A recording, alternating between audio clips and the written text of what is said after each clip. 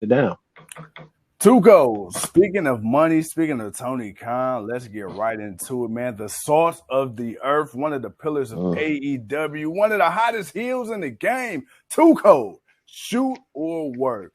We got It's a shoot. MJF It's and a shoot. Vincent Kennedy McMahon. MJF says, you know what? His contract is up January 1st, 2024. He's willing to go to WWE as long as the money's right. And his main objective is not to please the fans, but is to make as much money as humanly possible. Too cold. Hey, we seen it with Cody Rhodes. We didn't think it was gonna happen as soon as it did. It did. So far, he's looking good. He's looking good. And I want to say that Cody seems to be that northern star, that shining star in the sky for other potential AEW crossovers that feel like if I got enough cachet, if I build up my rep enough, I can still be who I am in that big company over there. Now, then again, everybody in the second generation talent like Cody Rhodes either. With that being said, Tuco, MJF, one of the hottest in the game, obviously the best heel in AEW, one of the top heels in professional wrestling altogether. You could debate, who is up above them. But with that being said, worker shoot, Tuco, what is the possibility of MJF legitimately going to WWE as opposed to playing his hand and getting more money out of TK? He's shooting the truth, and it's going to be 50-50. Because if they offer him the money, sure, I can see him go. If Tony says, no, man, I'm not offering you that. All right, Tony, I appreciate the time and services, man. Best in your future endeavors. I can see that happening. Now, you hit the nail on the coffin. Cody was an already established star in WWE. He actually had a legitimate run before Stardust. He was a tag team champion in Legacy. He was an multi-time intercontinental champ. Probably one of the before the Miz brought respect back to it. Cody brought respect to the Intercontinental Championship. That has to be recognized.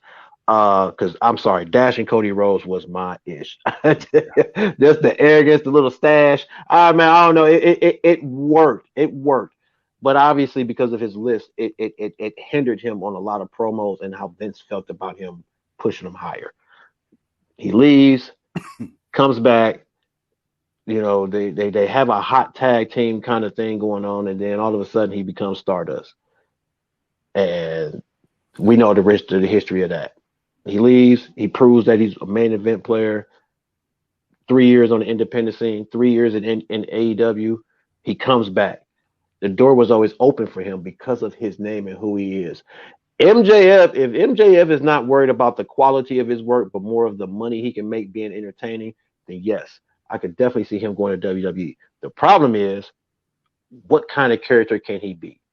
Because we already know, people already say he's the low budget version of the Miz, but some people would say the Miz is a Walmart version of him. Like you have that now with people looking at, but we also understand if WWE was ruthless aggression or attitude era, the Miz would be just as vicious, if not more than MJF. I got to give the man credit for that. I can't disregard that. AEW is letting the chain a little loose. WWE's tight, got that mug held tight. They only let the Miz go so far. But we know if given the opportunity, we watched Token Smack when he was cussing out and dogging out Brian Daniels. So it's like, bruh, if Miz was if he was given the reins, the freedom, just a little bit as much as what MJF is, yeah, you can have that argument. But if MJF does decide to take the money and does decide to go to WWE, hey man, I'm not mad at him. But again, this is what AEW was about. AEW is about giving people an opportunity to show they're more than what people think. It's been 3 years, and Vince is already looking at poaching people. Yeah. Oh, but it's not competition. Oh, but it ain't nothing that they do. Come on, man, kick rocks with that. Kick rocks with that. I'm not saying you may not have a point about this or that, but you can't keep saying it's not competition. It's not this. It's not that. It's not this. And again, it's not true competition. It's an alternative. But you can't say they're not doing something good and the way that they're doing it to where instead of Vince having the time and the give a damn to give people that type of push, he'd rather take the people that's getting the push and then kind of repackage them as he gets them. Cody's a little different. I don't know if it will work that way for MJF. He may get the money, but will he get the creativity that he wants for his character? Like you going into a company that, quite frankly, will sign you and release you the very next week. I don't care what they're trying to do now. WWE has more than shown, regardless to when they re-sign you, sign you, what they sign you to, how much money you bring it in, they will cut your ass.